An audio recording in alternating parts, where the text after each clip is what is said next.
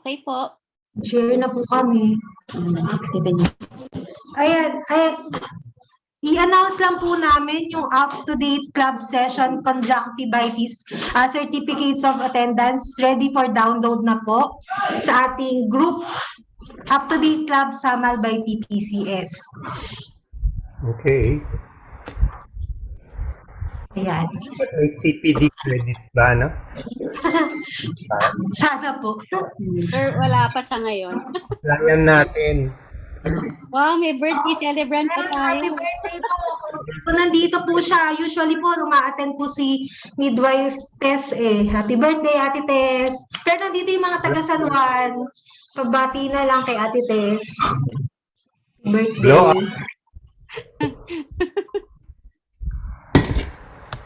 Ito nakapagpakilala na po si Ate Nelia kanina. Okay. Okay po. Last year po nagkaroon po kami ng patient na nagkaroon po siya ng pigsa po sa may bandang leeg. Isa po siyang 2 years old na batang babae. Dito po taga East Calagiman po. Yung pigsa niya po, mapapansin niyo po, nandun po sa may leeg po na medyo namumulat, parang namumukol po. Yun po ang pangalan po niyan. Isa po bata po yan. Tapos po, ang pisa niya pong iyan ay bumalik-balik din po. Nagkaroon din po siya sa ibang parte ng katawan po. Oh. Muna siguro. Para po makahanap po ako ng information about po sa may pigsa o po boil, naggamit po ako ng up-to-date apps po. Sa paggamit ko po ng up-to-date apps, pinindot ko po yung patient tab po. At lumabas po yung patient education boil the basics. Sa pagpindot po nun po, lumabas po yung mga topic about po pigsa po o yung boil po sa English. Ito po yung mga na topic po, what is boil? Sa ngalawa po, what are the symptoms of a boil?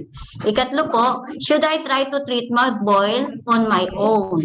Sumunod po, should I see a doctor or a nurse?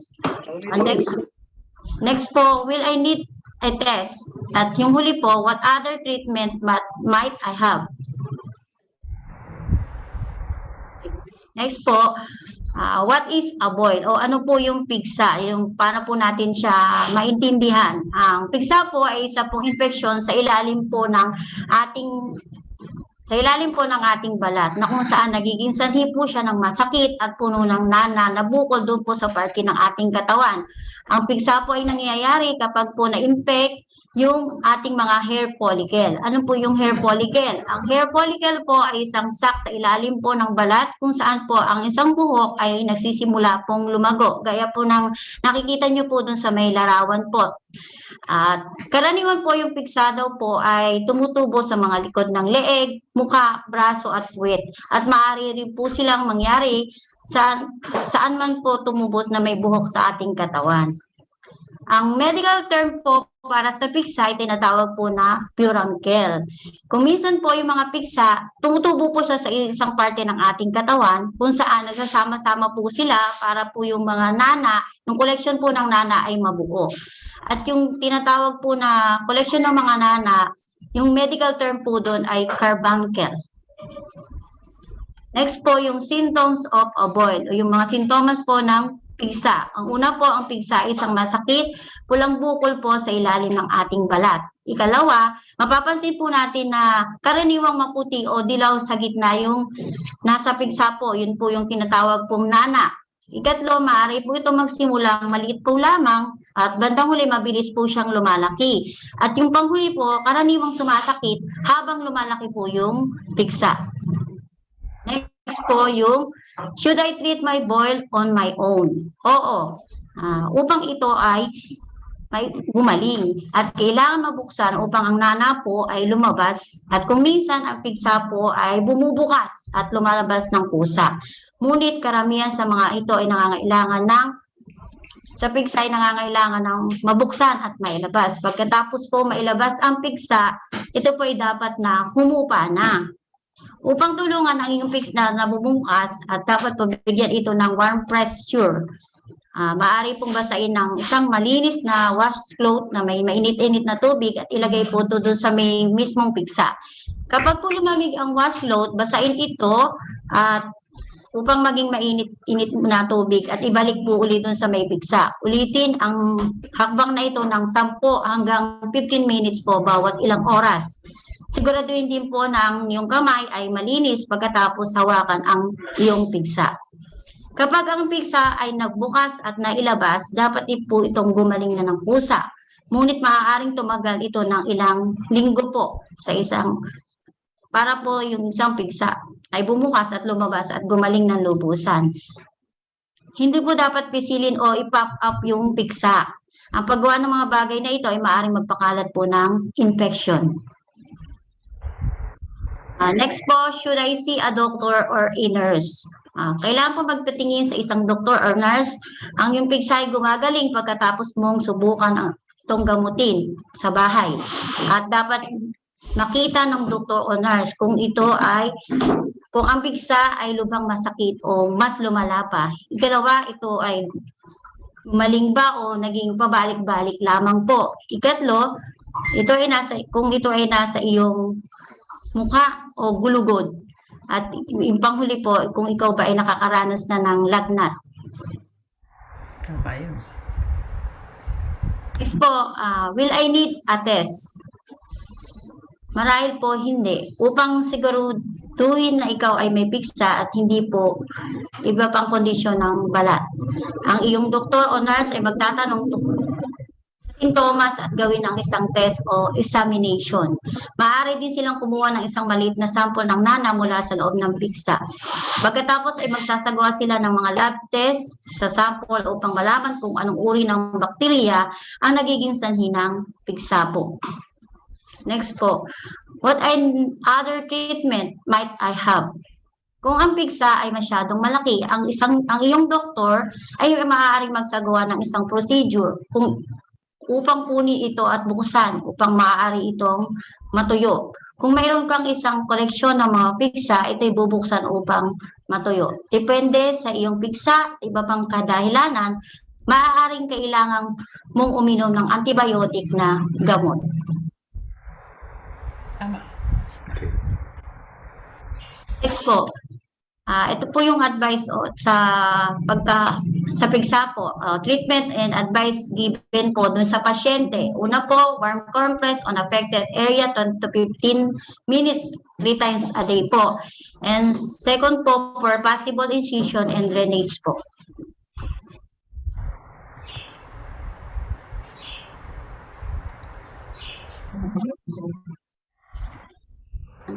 Gano'n kalaki yung pizza? Next slide na po. Okay. Thank you so much, Miss Nelia. Palakpakan naman po natin si Ate Nelia. Very clear po yung kanyang explanation, no?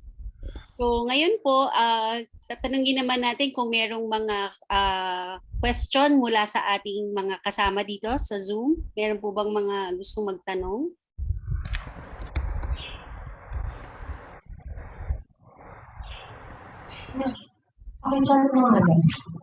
So, sa ngayon, wala pang nagtataas ng kamay. Pwede niyong ilagay sa chat kung nahihiya kayong magsalita. Okay lang din po. Ano po yung kanina? Ako po magtatanong. Yes po, Miss Emelia. Bakit Magandang hapon muna po sa ating lahat. Ay, Yes tatanong ko po, hindi po ba yung pigsa dalawang klase? Pigsang dapa at yung pigsang yung maumbok. Kasi yung ano ho ba yung kaibahan noon pigsang dapa at yung hindi pigsang dapa? Uveitis. Okay, Ate Nelia, alam mo ba kung ano daw yung pagkakaiba ng dalawa? Ang pagkakalam ko po yung pigsang dapa, hindi po siya masyadong namamaga. Medyo maliit lang siya, hindi siya malaking-malaki. Yun naman pong pigsang malaking totoo, yung medyo maumbok talaga siya. Tapos yung mata niya, malaking-malaki. Parang lumalalim yung Malalim yung pagkakasugat sa balat ng may piksa. Pwede siguro sa buhok, no? Kasi yung buhok na parang naklipit. Yun po yung aking pagkakaalam. Dr. Dan, tama, meron pa po ba kayong gusto idagdag? Doon sa dalawang klase ng pigsa. Yung isa pang dapa at May dapa ba talaga? Oh, yung dapa kasi, yung ano lang siya, hindi siya, malaki. Ako? Narinig ako, John. ma'am, dinig po namin kayo. Oo. Siguro yung pigsang dapa, baka yun yung tinatawag nating cellulitis. Parang yun yung parang infection pa lang sa balat, hindi pa talaga yung umuumbok, no? Pag pigsa, yung talaga nakaumbok na. Minsan pag nag-uumpisa pa lamang yung pigsa, hindi pa talaga siya nagkakaroon ng maraming nana o hindi pa nagkakaroon yung tinatawag nating mata, di ba? Parang sinasabi nila na hihinog yung pigsa mo. Minsan, sa balat pa lang yon. Pero may mga ibang klase na hindi na talaga nagkakaroon ng nana, yung mga cellulitis na tinatawag. Minsan parehong infection din yon, no? Ang nangyayari. So, minsan iniintay mo magkaroon ng mata o yung tinatawag nating nahihinog yung pigsa or para lumabas yung nana. Maganda nga yung pagkasabi kanina si Elena ba yung nag-present? Ma'am Nelia po. Si Ng Nelia, maganda yung sinabi niya kasi na yung lalagyan natin ng warm compress, no? Kasi yun yung minsan nakakapagpadali na mahinog yung pigsa para lumabas yung nana. Kasi hanggat hindi lumalabas yung nana, hindi gagaling yung pigsa. Yun. Okay. So, thank you. Ang Ito susunod yung po. Joy. Yes po. Nakita ko yung picture ng pigsang dapa. Okay po. Cellulitis. Yan. So, ano pa lang siya. Flat siya, hindi pa nakaumbok. Pero pwedeng mauwi sa pigsa. No? Saan siya? Cellulitis. Cellulitis. Oo, yan yung pigsang dapa. Yun lang. Patay pa dito yung mga tapos yung tanong nyo, bakit balik ang pigsa? Ba't tumitigas, sabi niya? Susunod po, meron pang isang question dito sa chat. Ano daw po yung, tumatalon daw po ba ang pigsa? Kung totoo bang tumatalon ang pigsa? Si Nelia, may sinabi siya kanina tungkol sa pasyente nila. Ano po, yung piksa niya po, dati po nasa leeg, tapos nagkaroon siya dito sa may bandang noo. Siguro po na-infect po yun, kakahawak niya, kaya medyo lumami. Sa tama yun, yung pagtalon na yun, dahil sa pwedeng na hindi naghugas ng kamay or may bacteria, dumili talaga. So, importante yung tulong ninyo para ma-explica yun sa mga pasyente na pwedeng tumalon kung hindi sila mag-iingat. Yun. Sa ibang parte ng katawan. Sa ibang parte ng katawan. So, minsan kung talagang paulit-ulit kasi hindi maiwasang hawakan tapos pag laruan, di ba? Minsan gusto nilang putukin. Pwedeng lumipat sa ibang parte. Minsan, yung buong katawan talagang kailangan lilinising mabuti. Yung kamay laging sasabiang maghugas. Kasi para nga maiwasan talon. O ibig sabihin Paglipat po. paglipat sa iba-ibang parte. Pwede rin tumalon sa ibang tao. Baka sa ibang tao pumunta kung hindi naghuhugas ng kamay. Nawa. Okay. So, yes po, Miss Elena Baluyot. Ano po yung tanong nyo? Ma'am, good afternoon po, Doc. Good afternoon, ma'am.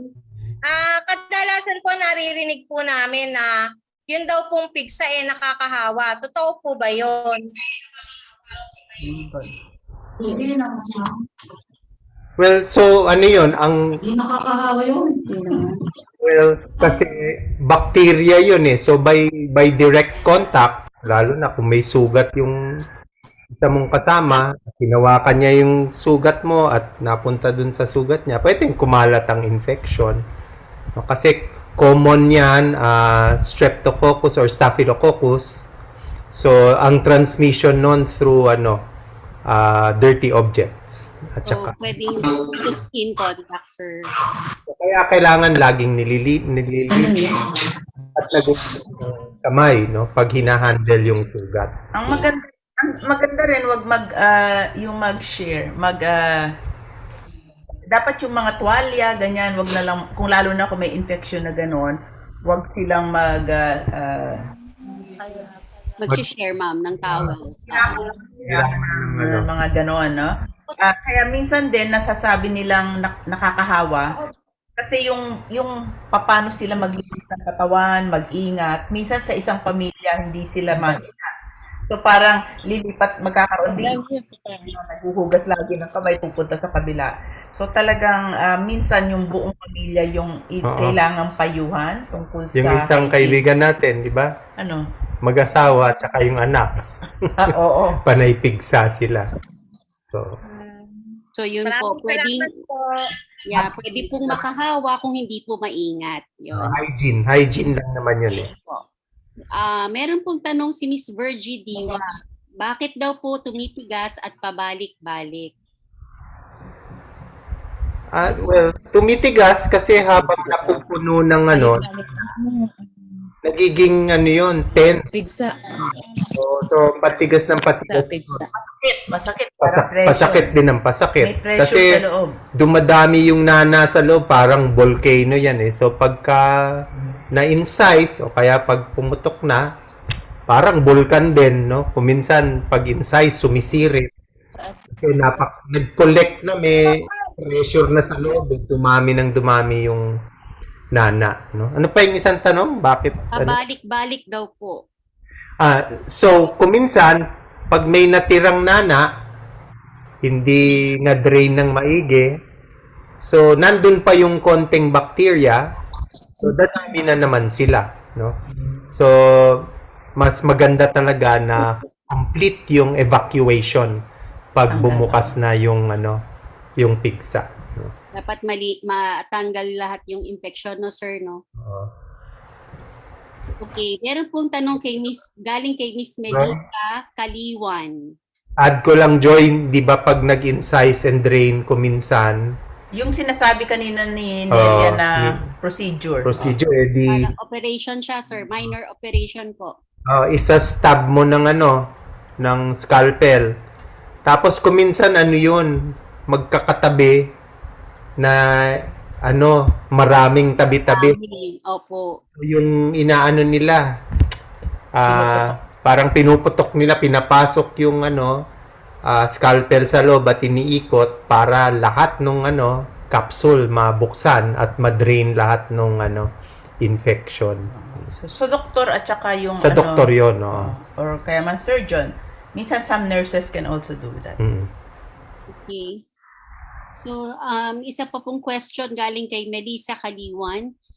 Yung iba daw po may dahon na tinatapal sa pigsa. Advisable po ba yun? Dahon ng bayabas. Depende sa dahon siguro, no? Dapat malinis, dapat ganyan, but ang tingin ko, ang nakakatulong doon, akala nila, kasi minsan nilalanggas yun eh. Ibig sabihin, mainit yung tubig na igagamitin dun sa dahon. So siguro hindi mismo yung dahon, but actually yung init. Kaya yung advice sa atin si Nelia, warm compress. Yun kasi makakapag tuloy-tuloy, mas mabilis na puputok yung yung mahihinog na puputok. Mahihinog yung pigsa at eventually matatanggal yung nana, no? Pero yung sinasabi nilang dahon ng bayabas, yan, meron na mga pag-aaral doon, nakita nila may tinatawag tayong tannic acid, no? Pero hindi sa pigsa yon, but more on healing, na sinasabi nila yung parang pag nalanggas ka noon, ibig sabihin pinakuluan na dahon ng bayabas, meron silang parang nakukuha doon na chemical na pwedeng makapagpadali ng paghilom ng sugat. Pero hindi dahil doon sa pigsa mismo. Tsaka ang danger doon. Ingat, ayun. Oo, ang danger doon kasi lagi yung infections, kung ano-anong nila. Ang best yata is just to keep the wound clean. Kasi kuminsan kung marami pa tayong pinapatong, Lalo kakalat. dun pa kumakalat at lumalala yung infection, no? Lalo na kung hindi maganda yung preparasyon ng mga pinapahid natin. Lalo na kung may mga dahon, hindi malinis yung dahon na ipapatong mo, no? Hindi na, mahirap yun. Lalong lalaki yung infection. Oo. So the best is keep the wound clean. Oo. Opo. So related po dyan yung tanong ni Miss Ellen Vidal na kung pwede daw bang gamitan ng herbal medicine tulad ng bulaklak ng gumamela. So ganun din po yung sagot doon, basta po ang importante, malinis yung sugat at wag kung ano-ano yung nilalagay po dun sa sugat kasi baka lalong ma-infection. I think our general advice, keep the wound clean. Yun. And your hands and clean. don't touch, Oo. na lang pag sakali. Okay, another question po galing kay Miss Maricar Cosme. Effective po ba nabibili sa botika na kuyo kung tawagin? May nabibili daw pong gamot na kuyo. Teka, hindi ko masyadong alam kung ano yung kuyo. Salicylic acid ba yun, Ton? Ano kaya yun? Spelling. Ano yung spelling? Kuyo, kuyo. Sige, para tingnan namin. Sa mercury, Baka naman may alam dito. meron ba sa inyong Baka alam kung salicylic acid yun. Kung ano yung salicylic, laman? wag yun. ito, product, kuyo. Chinese siya. Chinese. Naku, hindi ko yan alam. Ang laman niya, beeswax, camphor, at saka wood resin. Kuyo, para sa pigsa. Ako, natatakot ako sa mga ganito. Ang sagot namin, hindi natin alam. Kasi pag hindi na pag-aralan kasi, minsan yung mga alternative medicine, parang pinapass on lang yan sa atin, ano?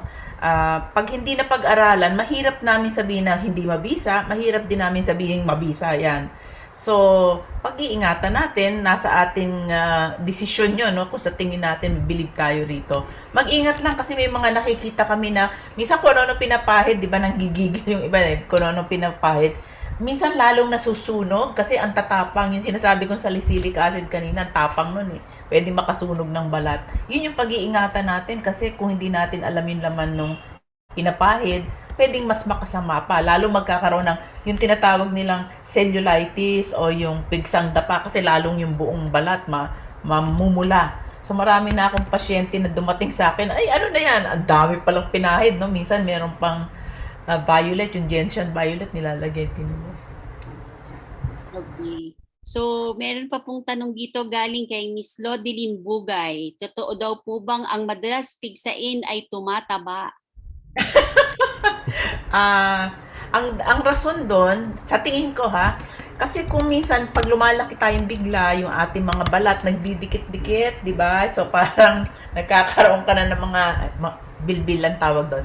So yung mga bilbil natin, sa mga singit, mga nagsisikipan. Pag ganun kasi may mga pawis tayo, minsan yung libag na iiwan doon, mas madali tayo magkaroon ng pigsa kasi napapabayaan yung mga parte ng katawan natin na gano'n. So, minsan akala natin yung pagtaba natin ang nagiging rason ng pagkakaroon ng pigsa. Pero actually, yung paglinis natin sa balat o yung pagligo or panatalihing dapat dry, tuyo yung ating balat para hindi maging magandang medium o tirahan ng mga bakterya. Yan. Okay. Tapos meron pa pong tanong dito galing sa Barangay Central Nutrition.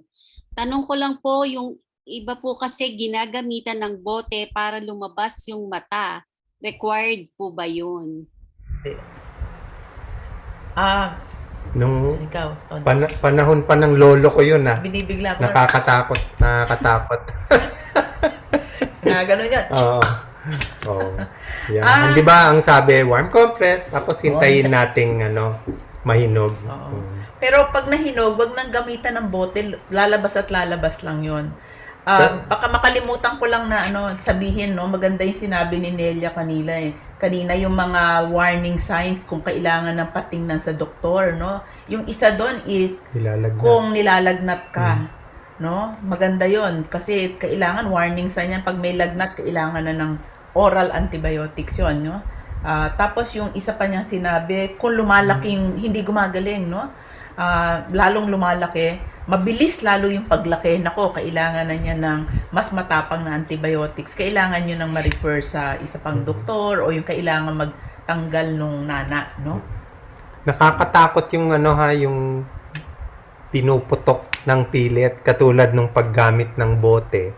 Kasi kung hindi pa yan hinog, imbis na palabas ang punta ng nana, paloob na napipilit natin yung bakterya pumasok sa bloodstream, no? At saka yan sa muscles Oh, minsan. diyan ang pwedeng mag-sepsis at kumalat yung infection. So, ingat na sa ganong mga paraan na pilit na pagputok ng mga abscess. Pigsa. Okay, so yun na po. Wala na pong ibang tanong. Ate Nelia, thank you so much. Palakpakan po tayo ulit para kay Ate Nelia. Doon baka may tanong si Nelia. Saan? Nelia, baka may question ka pa. Kamustahin din natin yung pasyente. Oh. Ano ba Kumusta? nangyari? Gumaling ba? Nelia, nakamute ka. Yan.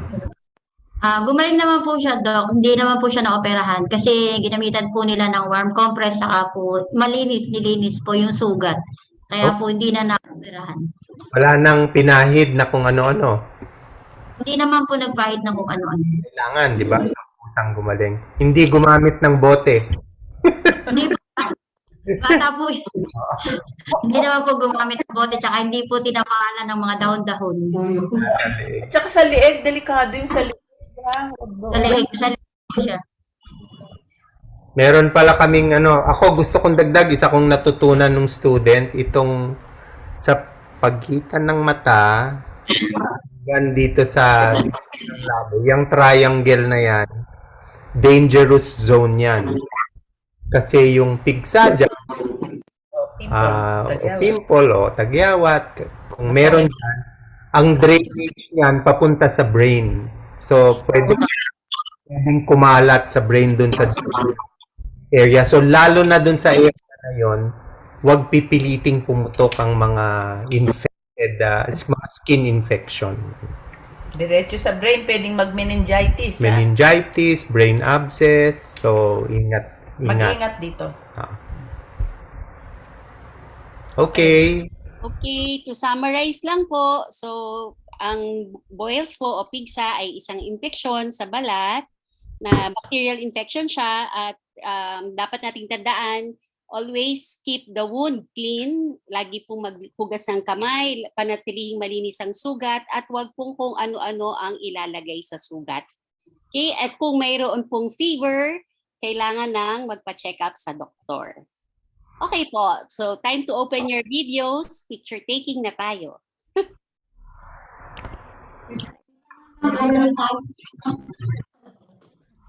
Turn on your videos. So far, gumagaling naman lahat ng patient na pinapresent natin, no? Yes. Good news naman so far lahat presentation natin. Okay, ready po. So,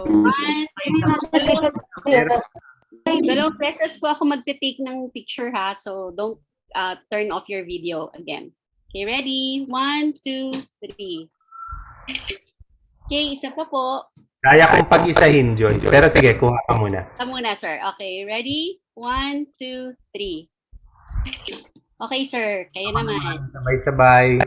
May pwede pang humabol dyan. Si Raquel, si Ida, Violeta. Pag makahabol pa. Bigay yung inyong mga matamis ng ngiti. 1, 2, 3, smile. Ayan, nakuha na. Okay, thank you. See you in 2 weeks po ulit. Meron po ulit tayong up-to-date cloud.